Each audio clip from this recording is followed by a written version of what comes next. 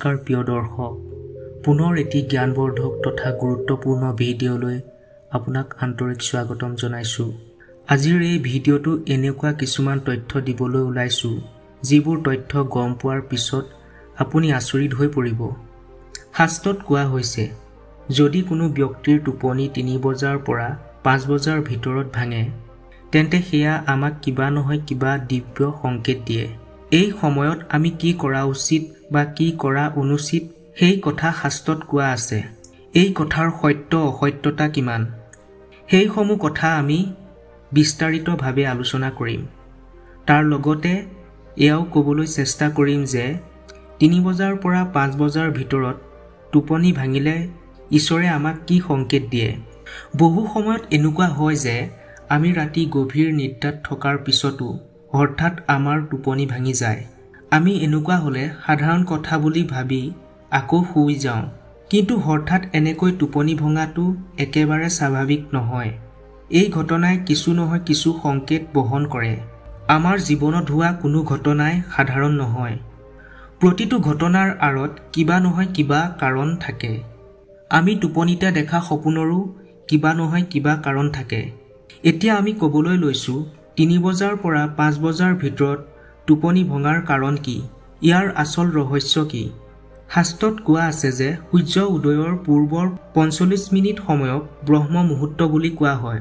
অৰ্থাৎ এই ব্ৰহ্ম মুহূৰ্ত 3 বজাৰ পৰা 5 বজাৰ ভিতৰত এটা বিশেষ সময়।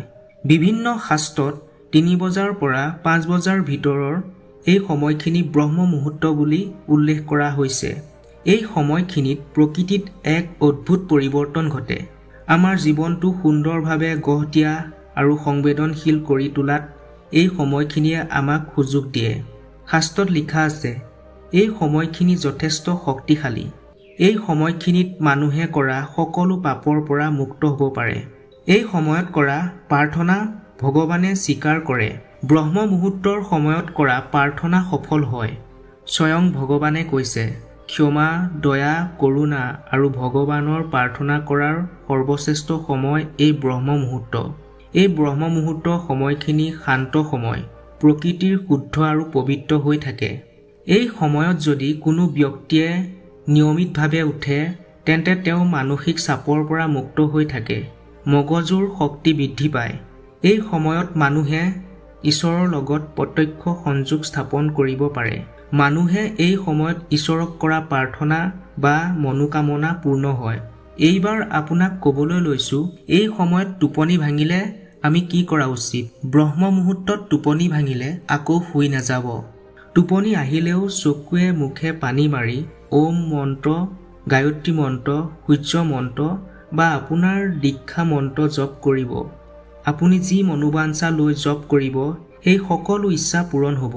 আপুনি যদি অনবৰতে বিভিন্ন সমস্যা বা চিন্তাৰ লগত যুঁজি আছে, তেন্তে এই সময়ত জপ কৰিলে আপুনি চিন্তামুক্ত হৈ পৰিব। মানসিক শান্তি অনুভৱ কৰিব পাৰিব।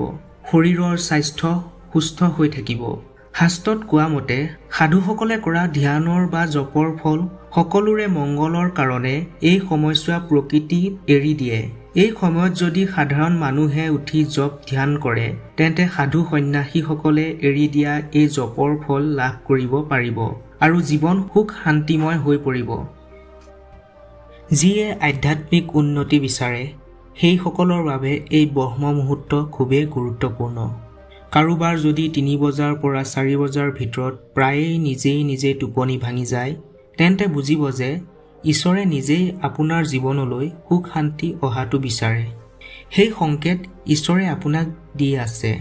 জপ ধ্যান কৰি ঈশ্বৰে আপোনাক জীৱনৰ সকলো সমস্যা দূৰ কৰাৰ বাবে সুযোগ দিছে।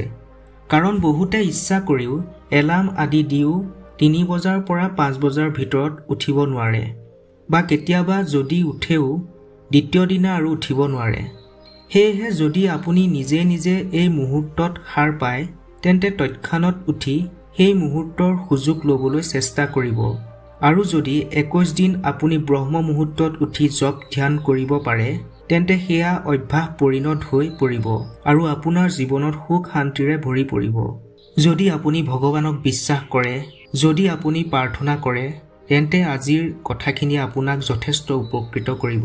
যদি আপুনি এইদৰে ব্ৰহ্ম মুহূৰ্তৰ সময়খিনিত ভগৱানক ধ্যান কৰিব পাৰে তেন্তে আপোনাক ভগৱানে সকলো দুখৰ পৰা মুক্ত কৰিব আপোনাক ভগৱানে বিচৰা সকলোখিনি উপচাই দিব প্ৰিয় দৰ্শক আশা কৰোঁ আজিৰ ভিডিঅ'টোৱে আপোনাক কিঞ্চিত হ'লেও উপকৃত কৰিছে যদি ভিডিঅ'টো চাই ভাল লাগিলে তেন্তে এটা লাইক আৰু শ্বেয়াৰ কৰি কমেণ্টত আপোনাৰ অনুভৱ প্ৰকাশ কৰিব বুলি আশা ৰাখিলোঁ ধন্যবাদ